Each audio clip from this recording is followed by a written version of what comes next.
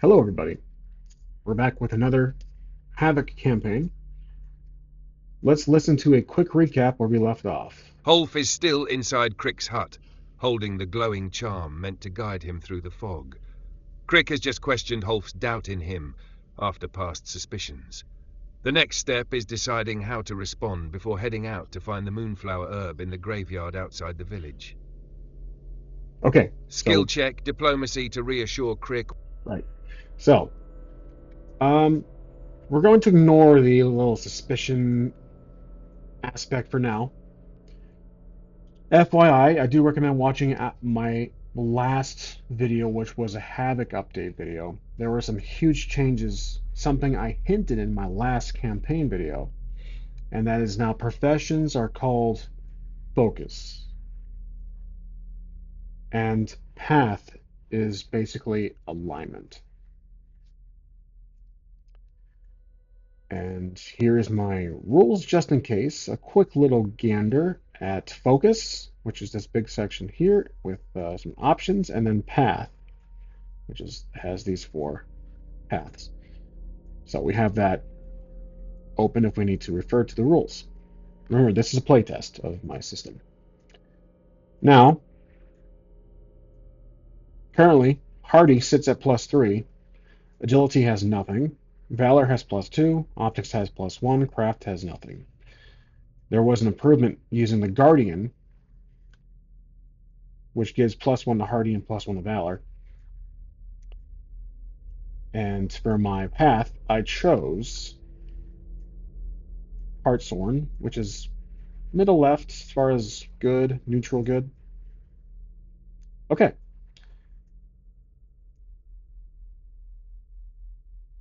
let's see.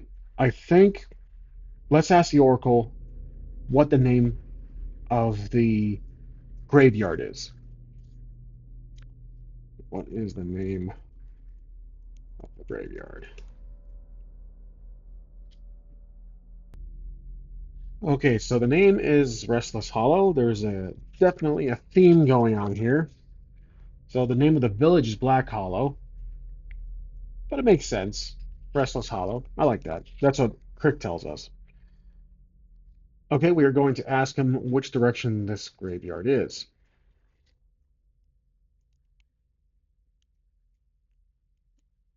Okay, in which direction?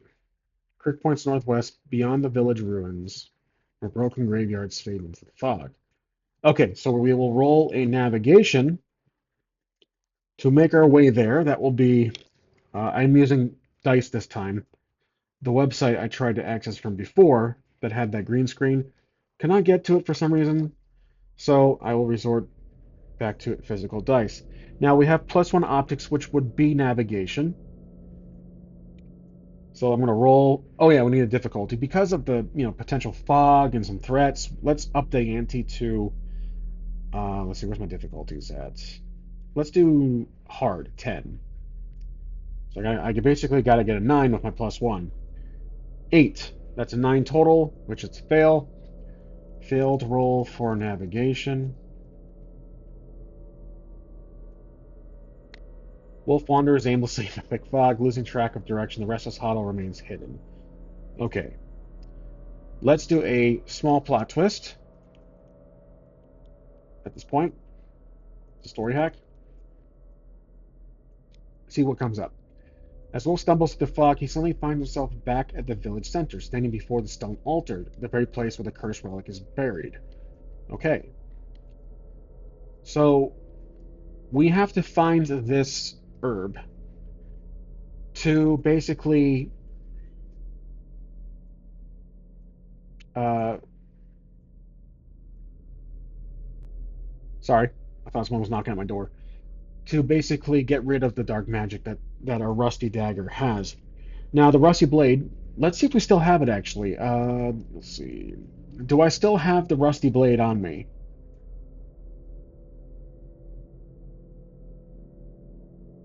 Yes, Wolf still carries the rusty blade. Presence feeling heavier in the near stone altar. Okay, I have an idea. Willpower roll. This will be Huh, which one will be willpower? Valor, valor. So this will be an 8 difficulty, so normal, which is right there. So I have +2 valor this time. I'm going to set the blade down on the altar with an 8 roll. So we need a 6 or more for the +2. 1, that's a fail. So I was going to set the blade carefully down on the stone altar, but failed the willpower roll, which means something might happen with that action. As let's see, as Wolf sets the blade down, an unseen force pulls it toward the altar. His grip tightened against his will. A dark whisper slithers into his mind. Why destroy power when you can claim it? Okay.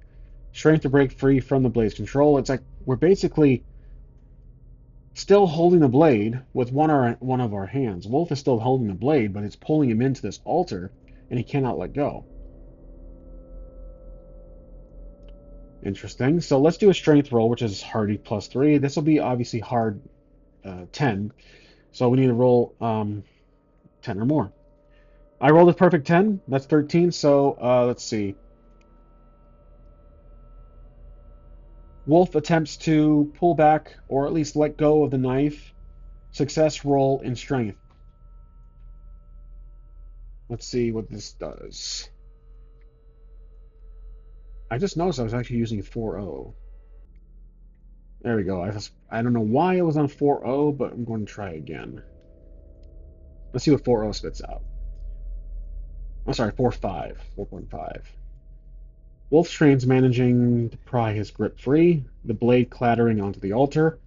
He whispers brief silence. It's whispers briefly silence. Awareness or speed to react to whatever happens next. That will be optics. So I'd say because we were success in the last roll, we're going to roll 8 or more to use awareness. So there'll be optics +1 on this one. 5, that's a 6, so failed roll. Attempted to roll for awareness after witnessing what just happened, but failed the roll.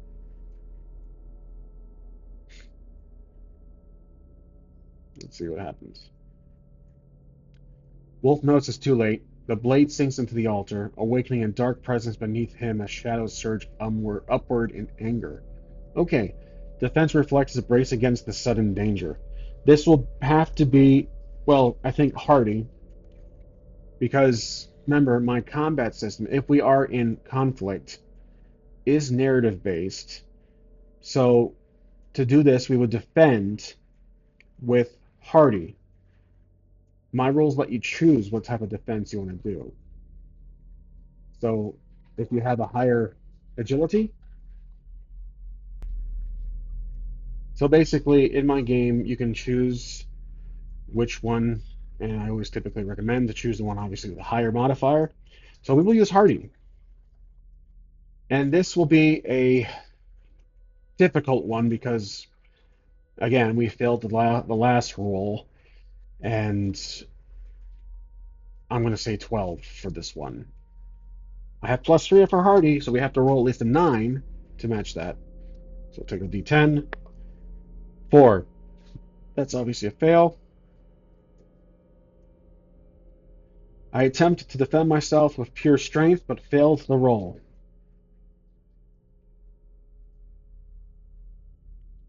And most likely we'll probably take a hit, which has been a while. There it is, called it. The dark force surges violently, throwing Wolf backward onto the ground, knocking the wind from his lungs. That's one minus 1 HP, which in my game was a hit. So I tally 1. Endurance or agility to recover quickly. So again, probably gonna have to use logically this will be agility, which I have no modifier in. However, because we got knocked back, most likely we're kind of away from this strange dark force that's emerging from the ground. I'm going to keep it right at 8. So I have to roll a flat 8 or higher. 2, failed roll. Okay, not the best day for rolls. Failed roll, I'm using agility. Let's do failed roll.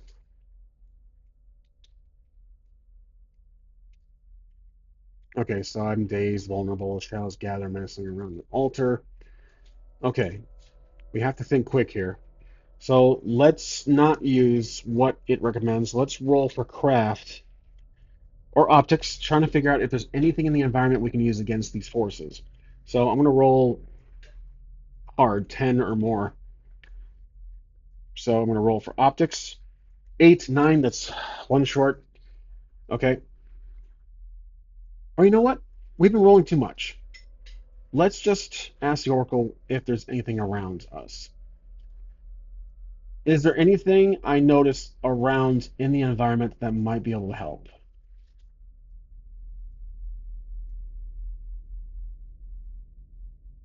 Let's see. Notices only loose rubble, broken branches, scattered bones, nothing clearly helpful, yet perhaps usable as makeshift tools. Okay, so again, the Oracle is being challenging, which is great. I don't want it to have. Oh yeah, there's one of the Ghostbuster capturing devices. So where are we now? Let's ask if we are in front of a building or just out in the center plaza. What is our current location within the village? Are we still in the center plaza, or did we get thrown back quite a bit?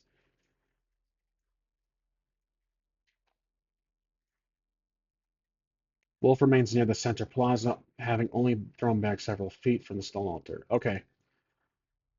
This is getting really interesting. So these dark forces. Oh, does Wolf recognize these dark forces? Let's roll. So it's the Oracle. Does Wolf recognize any of these dark forces similar to the past encounters? Maybe they're different. Maybe they're more demonic. Sense of familiarity. These shadows resemble the pit beast and the earlier spirits, likely manifestations of the same dark curse. Pit beast. Okay. So what do these forces look like exactly? Similar to the pit beast? Transparent? Or constructs?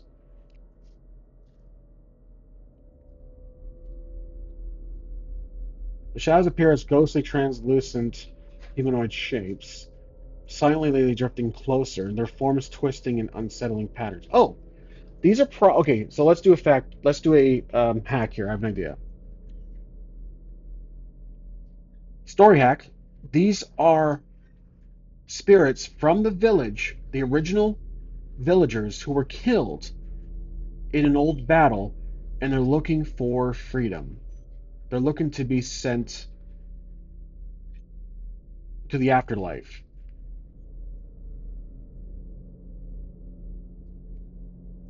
if that makes sense. They drift near, whispering mournfully, their ghostly hands outstretched as begging Wolf release from their cursed existence. Okay, so this is our chance to talk to them if they can be conversed with, much like the one back at the shop. So this will be probably Valor. So let's say because they're approaching us at a steady pace, let's say it's just an 8. So I got to roll 10, 8 or higher, 9. Okay, so with my modifier, that's 11, but still it's a success. Okay, success roll on competence or valor, trying to speak to the spirits, telling them that we are trying to help and need to find the graveyard. I think I'm mixing up the plots here. So there's the herb in the graveyard, and then there's the stone altar, which we have to destroy something that's beneath it. The spirits pause, their gestures calming, and one silently points toward a hidden path leading northwest, the way to Restless Hollow. Okay, story hack. Let's remove the quest regarding the herbs from the herbalist goblin. We're going to set the main quest to be that the relic that curses this village is in the graveyard. Let's also scrap the altar and the blade. So I'm doing a little correction here because I'm getting kind of lost with these little subplots. So I'm going to get rid of the blade, which we did technically lose. And we are now just focusing on one item at a time, and that is the relic that is in the graveyard. If we destroy it, we save these spirits and they get sent to the afterlife properly. They're not trapped beneath the ground eating worms all day. So, Wolf now clearly remembers the cursed relic haunting Black Hollow lies hidden within the Restless Hollow graveyard, guarded by restless spirits awaiting release. Makes sense. Okay, so we're going to do courage, which is valor. I say now that we spoke peacefully to these spirits, we're going to use a roll of 8, normal, to find our way using valor or courage, valor, to get to the graveyard. So I'm going to roll 8 or more. 2, failed roll, of course. Okay, let's try something really quick. So that's a failed roll, obviously. But I think in one of my previous video or two, I talked about a adjustment to the mechanic regarding the actions. I have the 4 set difficulties, these 4 here. What if they were dice? For example, easy would be we still keep it the D10. D10 is still the main action die that you use for your character actions. What if the difficulty die, the difficulty itself, the DC, that stays the same, is essentially a die, the die itself. So we roll it against the D4 for easy, and if I beat it equal or more, it is a success. D6 would be normal, or actually, you know what? D6 will be the lowest. This would be easy. Normal would be D8, hard would be D10, D12. So let me do this. D8, normal, D10, D12. Go. Again, this is the purpose. I'm not trying to make a compelling story of this campaign. This is strictly a playtest. That's why I wanted to compress the amount of quests, storylines we got going at the same time, story threads, into just one simple task. So pick a danger class of the action being taken using the matrix below for guidance. The DC sets the bar on how difficult. Simply roll a d10 with your core and compare it to the. Okay, so we have to type in here. Let me pause the video. Okay, so I'm focused on just this section here. I'm sure I might need to update a few things throughout the rules. But basically, the DC is different, is a difficulty die that represents the madness of Havoc. So it has the dice right here. Once you're ready, roll d10 with your core against the DC die and compare the total result to DC. That's it. Okay, so the DC is the difficulty die that represents the madness of Havoc and is rolled during each action. Once you're ready, roll d10 with your core against the DC and compare the total result to the DC. So let's go back to our friend here. We have d10, which is our action die, and which is our core die, I should say. And let's roll for this will be because we were given guidance to an extent, we'll use the easy die. So d10 against a d6. So we have to beat the d6, and our plus modifier, our positive modifier will be probably valor for this one. Okay, so the d6 is a 5, the d10 is a 3, but plus 2, the valor, I get 5. So that is a success.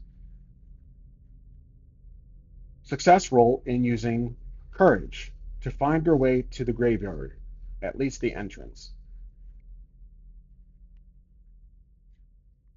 The graveyard holds this relic that we are supposed to destroy to free the village of this curse, and that most likely will be the end of this very short stint of a playtest.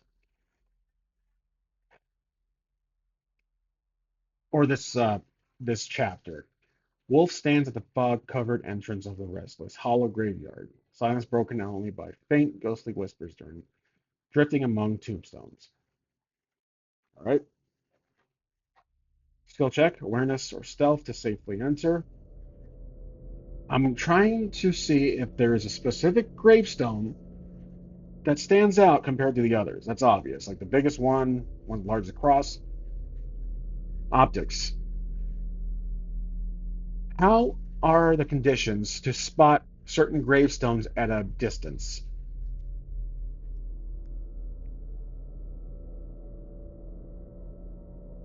Conditions are poor. Thick fog blankets the graveyard, limiting clear vision beyond a few feet. Gravestones appear only as vague silhouettes. Okay, that's probably that's expected. So we need to really. This will be hard. This or very hard. So a D12 against our D10. This will be optics plus one. 10 was the difficulty die. Did you see? 3 for our roll. That's a fail. Okay. Failed roll in using perception to spot a gravestone that is unique looking compared to others. What do we see?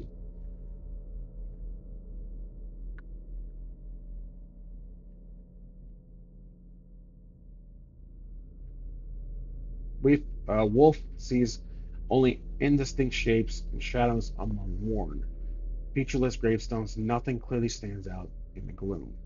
Well, we'll have to basically enter the graves, enter the graveyard. I decide to enter the graveyard slowly and cautiously.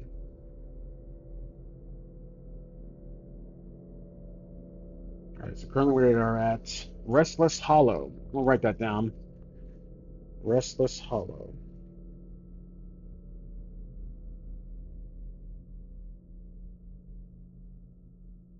There we go. I'm basically putting down the locations of king characters, extras, I should say, in the back of my character sheet. Wolf carefully steps in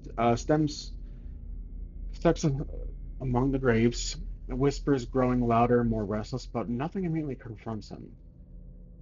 Let's do optics while we're closer. I'm going to do D10 because we're now. Oh, you know what? Let me roll. I'm going to get a different colored die for the D10 because I won't be able to tell what's what. Okay, I kind of found like a translucent or slightly transparent die. So we can find the D10. It's this one right here, a darker tone with the core white die. All right, let's roll for it. So we're basically rolling a D10 against a D10, and this will be awareness. So this will be optics. Okay, 8. My optics is plus 1. I rolled a 9 on a DC, which means it's a barely a success. Success roll on optics, trying to find a gravestone that sticks out compared to the others.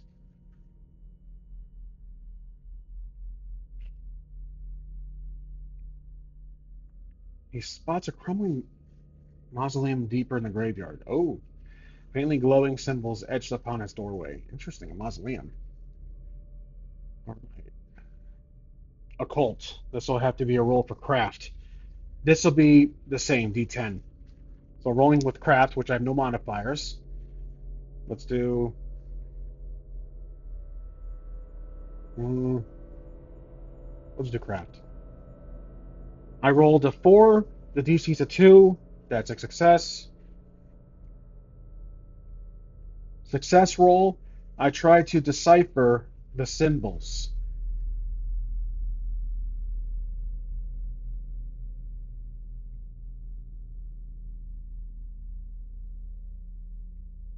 Wolf understands the symbols. They warn of dark binding magic, marking the tomb as a relic's resting place.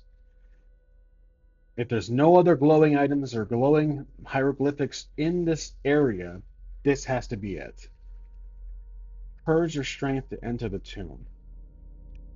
Okay. Does the tomb have a door of sorts or an obvious entrance?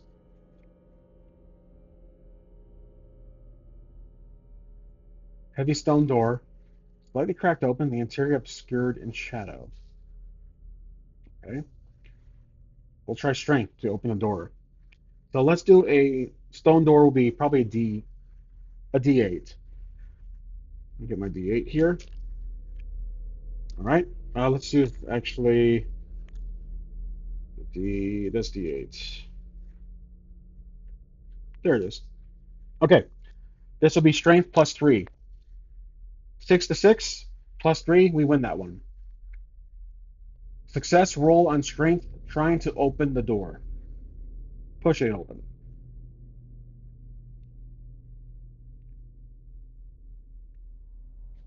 Wolf pushes firmly, and the heavy stone door grinds open, revealing dark stairs descending below the earth. Okay, so I just realized that profession is no longer a thing; it's focus. So with that, I might have to change up this little rule, which basically is advantage in D&D.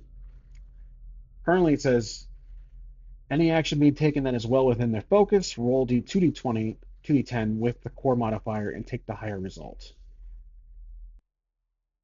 Okay, basically, so if you have a focus that's relevant, you can re-roll a failed roll during that moment. So if the action is relevant to your focus and you fail to roll, you can roll again, but you have to accept the new result. That's it. Okay, so this will be a D8. Let's see. Wolf pushes firmly. The heavy stone door grinds open, revealing dark stairs descending below the earth. Okay. Let's use optics. We'll put a D10 this time for the DC. Right there. And our optics are +1. Trying to look down the hole. 7 on the DC, 9 on my roll, which is 10, so that's success. Success roll on trying to look down the stairs, seeing if anything is of danger.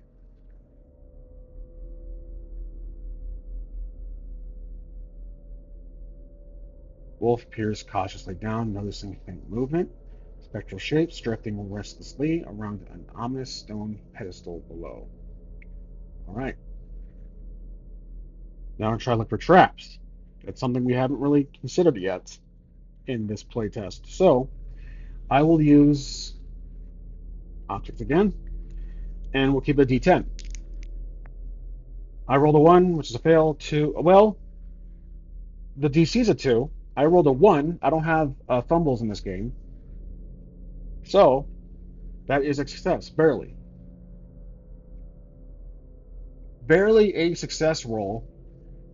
I try to look for traps. I want to say barely, so it's kind of might have a setback. Spots of faint runes carved on the steps ahead, clearly magical traps that trigger if stepped on carelessly. Okay, so we have to roll for agility. But now that we saw it, I will lower the difficulty to a D6. So I'm rolling now. This will be agility, but we can still fail. Okay, 2 for the DC, 8 for my roll.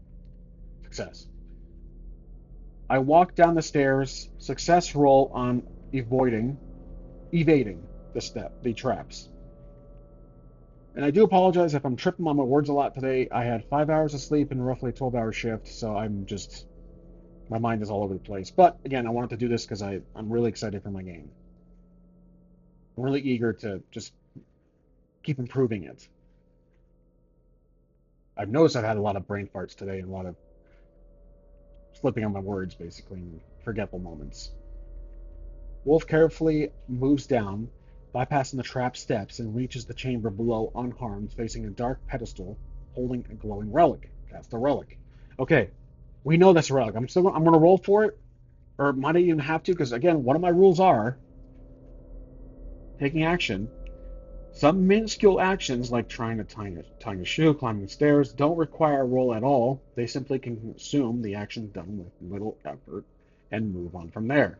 Because we're assuming, at some extent, but this is it. It looks like the relic, it's glowing like the relic would, so I'm assuming it's a relic. No roll necessary. I assume this is the relic that's causing the village to be cursed. But I don't grab it yet. I try to figure out a way to destroy it. Grab it. Not rabbit.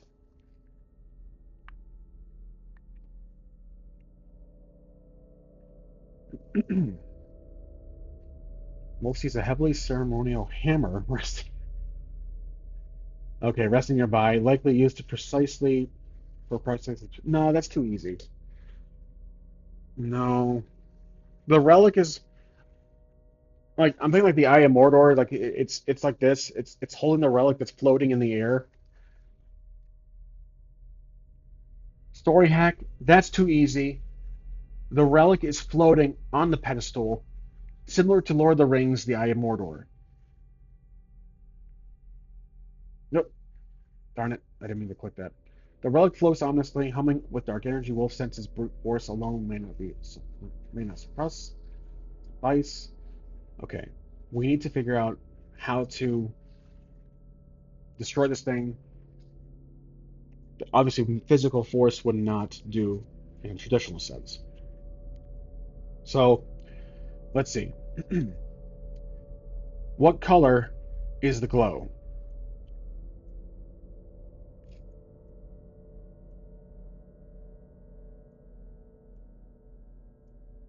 Pulses softly with a deep crimson red glow. All right, I'll try to roll for craft, but I don't think I'm going to get this. I'll do a D10 to D10 to see if this is familiar to him. Okay, I rolled a 10 for the DC, 1 for my die. That's opposite failure. Failure roll, I'm trying to consider if the color means anything.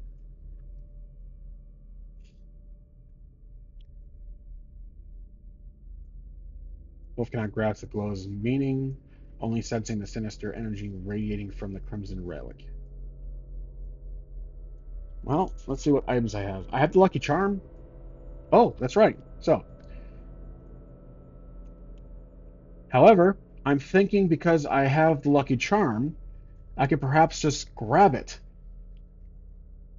What happens if I do grab it?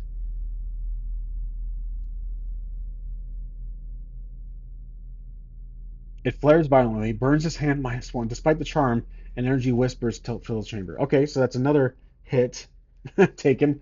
All right. Hmm. I don't have gauntlets. Um. Hmm. Maybe I can pocket it. No, that'd be too easy. Um. Instead of holding it with my bare hands, is there anything in the area that is a cloth material, disregarded gauntlets, just for convenience sake? Wolf sees a dusty ceremonial cloth draped on the altar, suitable to safely handle the relic. Okay. I don't think that would require a roll. Maybe, I mean, if we grabbed it, we should put it around the cloth. We grab the cloth and put it over the relic, and then grab it away from the pedestal. So I'm going to write down we have well, if we have a relic. Slight beneath the cloth, wet muffling the whispers as Wolf lifts it safely from the pedestal. Okay, so we have the relic with the cloth. All right, maybe some Indiana Jones flair here. Story hack: as we take the relic, the room starts to shake and cave. We need to escape.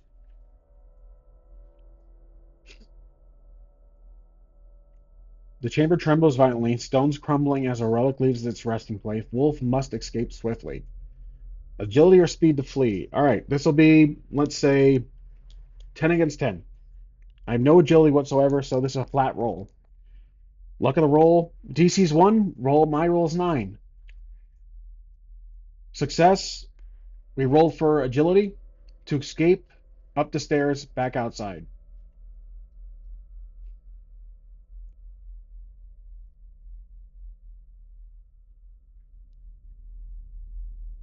Both burst from the tomb just as it collapsed behind him, Hollywood style.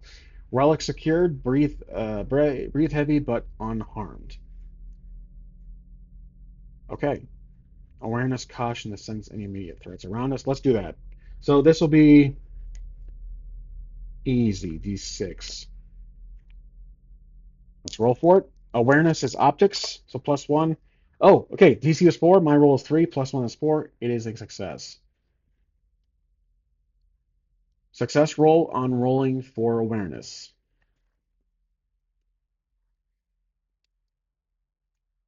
Full sense of spirits gathering nearby, attracted the relic, watching but hesitant to approach due to its dimmed glow beneath the cloth. Interesting.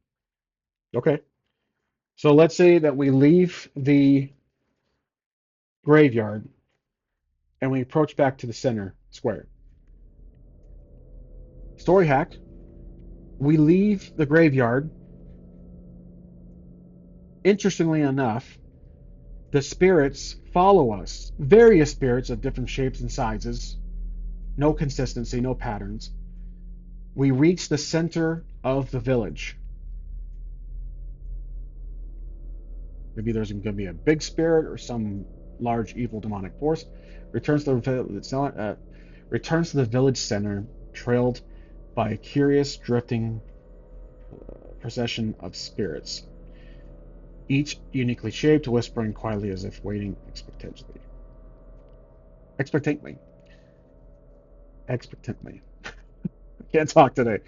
Insider occult knowledge. Okay, so we're trying to figure out what he's going to witness here. Let's say something extraordinary happens as the relic is close to the stone altar. Remember, there is no dagger anymore, and there is no search for the herb storyline. I did bring the altar back, though.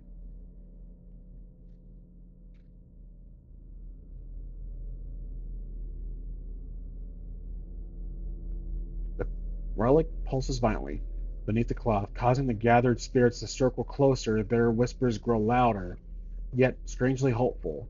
Okay. Hmm. Maybe there's gonna be one large demonic creature pops out of the stone altar. Let's say that.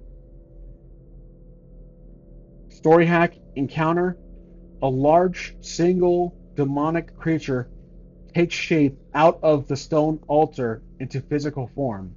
Defensive, perhaps going to attack that we have the relic. This might be the final objective in this quest. The boss fight, essentially. So we need stats because we're going to run this ourselves. Okay. A towering stone demon forms on the altar, roaring angrily as its eyes relic wolves. The eyes of relic wolf carries HP 10, defense 3. Okay, let's say we will do combat because in using the AI because the instructions are narrative based. Let's get the stats here. This will be this is our first real big boss fight. So let's do captain. HP's 12, attack and defense are 8. So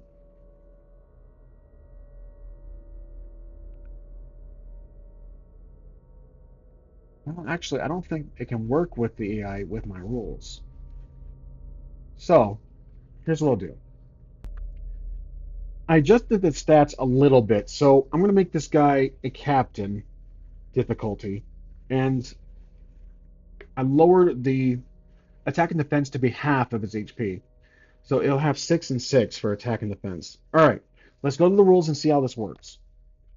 The AI gave us a character. Now it's up to us. So I'm not going to use the AI for the. I was thinking originally I would, but I forgot that my rules have changed drastically since last time.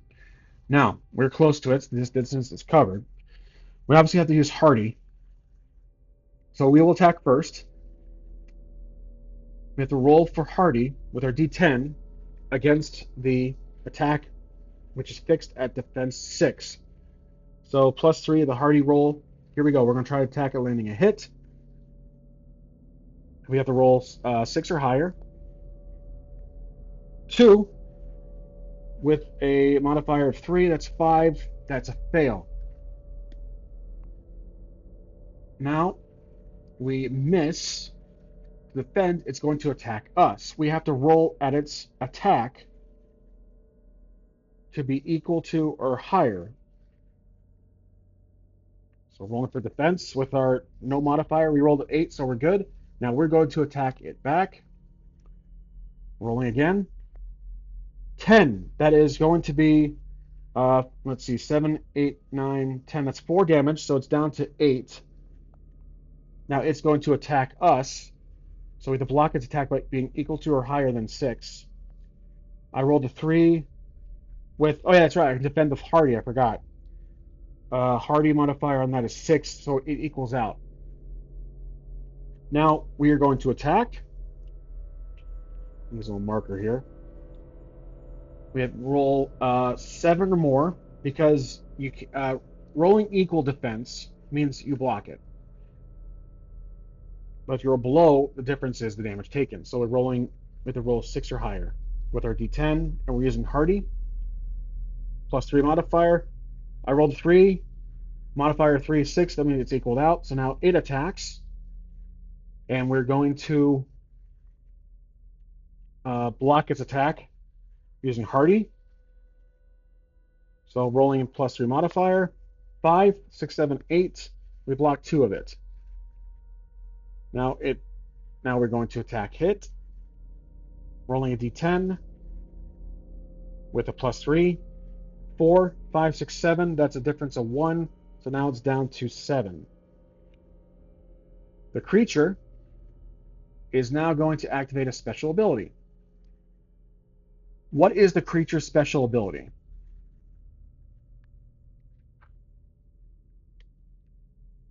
Stone Curse. Successful attacks force Wolf to make a willpower check or temporarily lose 1 defense until combat ends. Ooh, interesting. I like that. So our defense is 2 if we were to take direct damage. Uh-huh.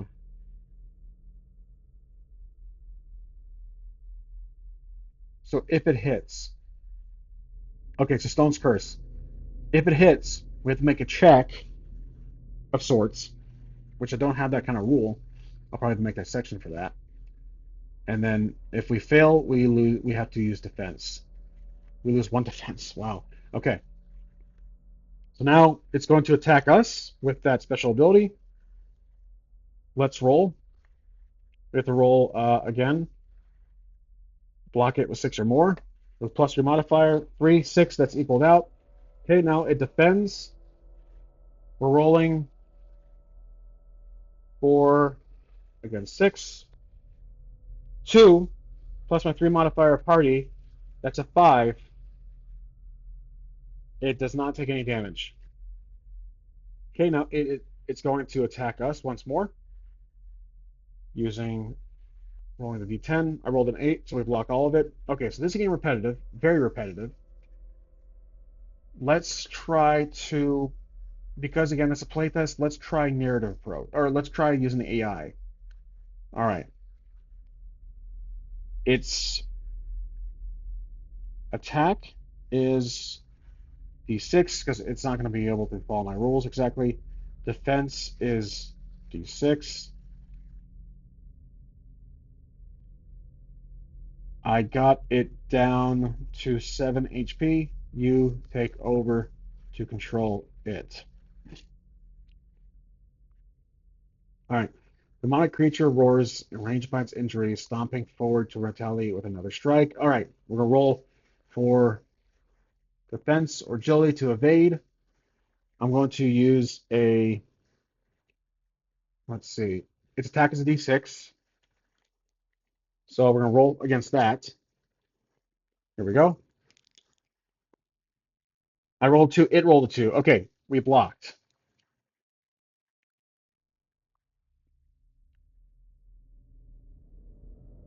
Definitely deflects the strike, sending the demon off balance and vulnerable for a brief moment. Okay. Demon HP is actually still 7.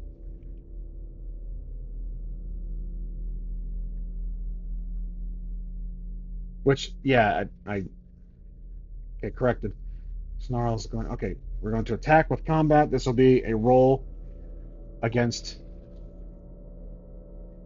Oh, it still got it wrong. 5 HP. Huh. Interesting. Maybe I should not use AI for combat. Okay. So let's say we got it down to 5. So I will go back to my sheet here. And the creature is now going to split into two. Let's make this interesting. So now there's two of them. They're both 5, but they both have the same stats. What if I do change the attack and defense to... it might make things a little complicated. This fixed method is simple. Hmm. I'll keep it as it is. But let's do the split method. So I think I do have a multiple enemy rule. I thought I do. Or I thought I did. Multiple enemies, I don't. I used to. That's right. I used to have multiple enemies. I don't think I do anymore. Yeah, I'll have to note that. Okay, we're going after the first creature it's split into. Remember, it has the same HP. It's like little cell juniors, basically. And we have to roll at the first attack as a. I'm sorry, it's defense. We got to roll 6 or more, cause damage, or 7 or more. We rolled a 2 plus the 3. No, it's no damage taken for it. All right, now it's going to attack us. We'll roll a d10 plus 3 hardy. 10, we block all of its attack. The next spirit is going to attack us. We roll our typical 10 plus d3. Okay, I rolled a 3. I'm sorry, d10 plus 3. I rolled a 3 with a 6 total. That blocks its attack. Now we attack both of them. So the first defense is 6. Rolling d10. 4 plus the 3, so 5, 6, 7. One of them takes 1 HP. Okay, then we'll do the next one. Rolling a d10. Actually, no, it would attack. The next one would attack us. So I'm roll a d10. 7 plus the 3, that's 10. That's obviously a block. Now it's going to defend. Okay, rolling d10. 4 plus a 5, 6, 7. It takes 1 damage. The other spirit does. So now they're both down to 4, so they both attack us. We're going to dodge the first one. Or, I should say evade. I'm sorry, block. Plus 3. And rolling for it. 5. That's going to be 6, 7, 8. That's a block. Okay, the second one attacks at the same time. We're going to block it. Rolling d10. 10. Perfect. Okay, so now they're in defense mode.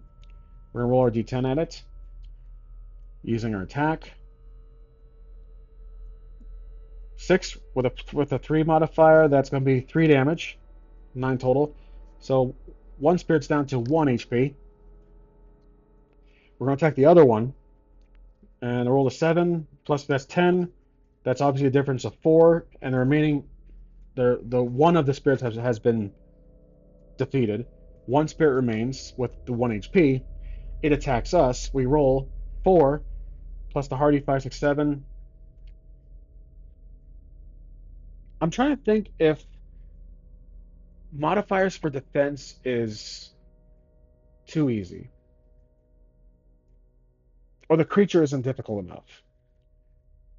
Let's do that again, but let's change its attack to 8. So it'll bump up to almost a legendary. Hmm. Minion is 4. Defense of probably 2. Let's do this. 8, 4, 2. Soldier is 10, 5, 3. 6, 5, 3 for captain.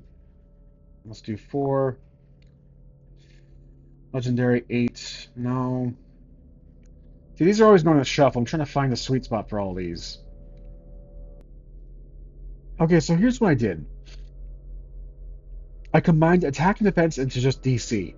So enemies will have threats will have a DC, but they have 2 actions. They have 2 of the basics. They have attack and defense. They can attack in the DC or they defend with the DC. So my guy will sit technically as a boss. So he has just the DC of 8. There. I think that makes more sense for now. Let's try that. And now I'll have to modify the rules again later on. So now the remaining creature, the remaining shadow, will try to attack us with its 8. We got to roll our D10 as usual with plus 3. Ooh, okay, so if I roll 2, 3, 4, 5, that's a difference of 6, 7, 8. That's 3. So we take 3 hits. We finally take some damage. 3, so we're down to 5. We're up to 5 hits in our hitbox. Now we also roll the saving throw, which again, I don't have that kind of rule in my game, but the AI and system will just go with it.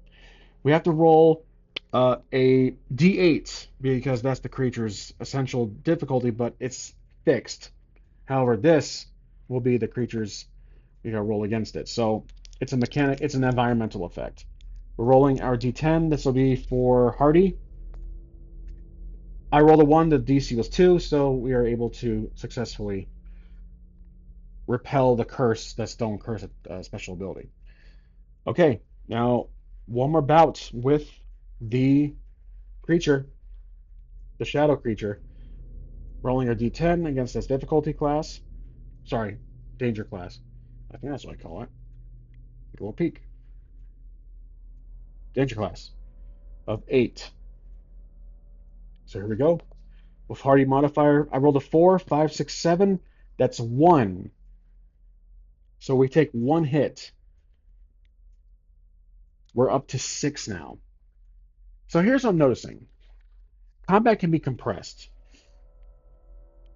It's quicker than narrative form. Narrative, you go after each step, basically. So it attacks you, you defend, then you attack, it defends. But instead, I can just pick rolling dice each turn. That's it. So let's roll again. The DC is 8. We still have plus 3 modifier. I rolled a 1, 6, 7, or sorry, 2, 3, 4. Its DC is 8. Our character takes, wow. So we take 4 hits. 1, 2, 3, 4. We've reached 8 hits. And guess what? Oh, I'm sorry. I totally forgot about my defense. -2. Right. So, shoot. So defense in this game, it's like in Karen, where it blocks incoming hits. I totally forgot about that. And so the last time I got hit, I got -4 from that. So we are up to 6 hits. I'm taking away 4 hits. 1, 2, 3, 4. We're up to 6. No, that doesn't make sense. 7, 6, 5, 4. We're down to 4 hits. Okay. All right. We only have 4 hits. I totally forgot about defense. Defense is that last Hail Mary when you're getting hit. Safe net. Okay, we're gonna roll again. Plus 3 Hardy. I rolled a 3. That's a 6. Its DC is 8. We take 2 damage, but because of defense, it's 2. It negates it both. It gets it all. I rolled a 9 plus our 3, 10, 11, 12. That's a difference of, let's see, 4. 9, 10, 11, 12. Yep. So it takes 4 damage. The final spirit has been defeated. Okay, so let's recap. How does that work out? So let's say our encounter is a enemy, a threat comes in. It has a fixed DC that represents everything. Its attack potential and its defend potential. You just roll a die against that fixed value each time. It sums up combat. I don't know about my character wants to run over there. Want to do that. Maybe it like combines both the player's turn or the character's turn against the threat's turn into one. It's basically it sums it up. You're not controlling who's attacking or who's defending. It's about. It goes literally at the same time. I do like that. So I'm gonna keep that. I'm gonna note that down. Okay. Now we defeat the creature. Let's go back to the story here. We defeated the shadow creature, and we have 4 hits taken because I completely forgot the defense. I'm sure I'm actually should be lower than that, but it doesn't matter. Playtest. The demonic figure collapses, shattering back into the altar as a relic glows fades, freeing the gathered spirits who drift away peacefully. Okay, so um, we notice the entire town brightens a bit. The sun cuts through the clouds, and the spirits fade into the sky.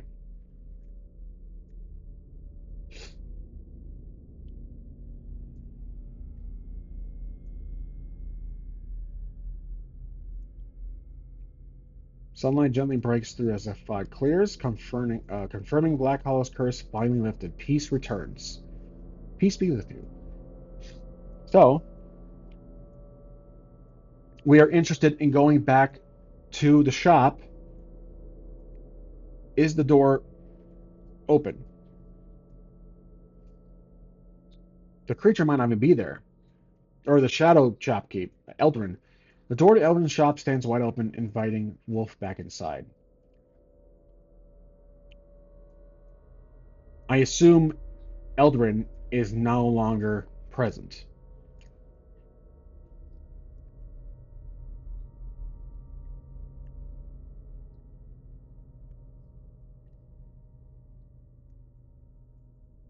The shop is empty, Eldrin's spirit not free, leaving Wolf alone with the gear just as promised. That's right.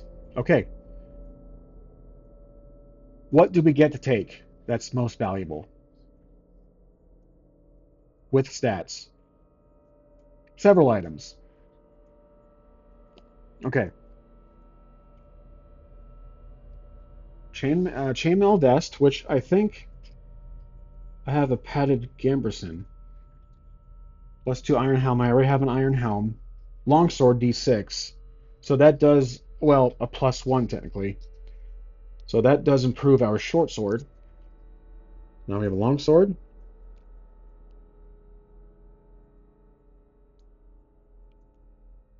Another thing of my game, you also have to consider the damage, not just your modifier for the hardy roll, but I'm thinking of actually removing the cores from combat or from conflict because it seems almost too easy, if that makes sense, because you want to have a weapon that's stronger. So the weapon would be the bonus damage, the bonus hit on top of your roll, and the difference between the DC is the amount of damage you do. So if you roll equal to the DC, it's nothing. If you roll less, lower, you take hits. The difference. You roll above the DC, you deal hits. That's essentially my new conflict resolution at this point. Okay, so the longsword +1. I'm going to say we find gauntlets instead,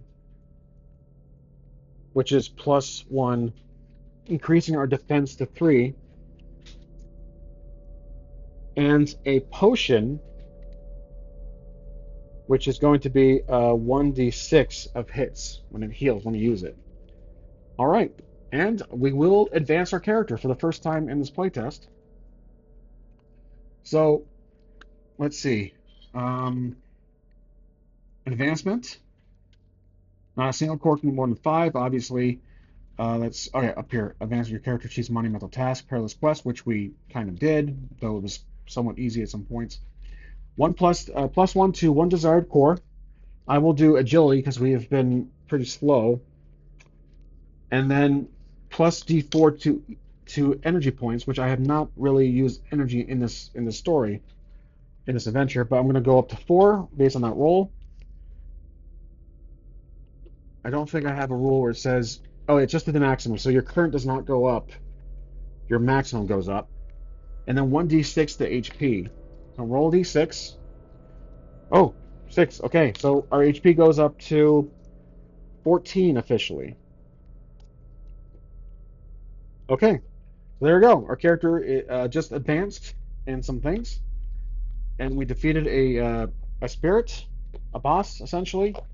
I'm going to have to make some adjustments to the rules based on my new experimental method for conflict resolution.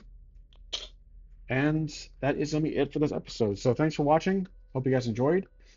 Apologize for the mix-ups and missteps here and there, but overall, I thought it went well. As always, I'll see you next time.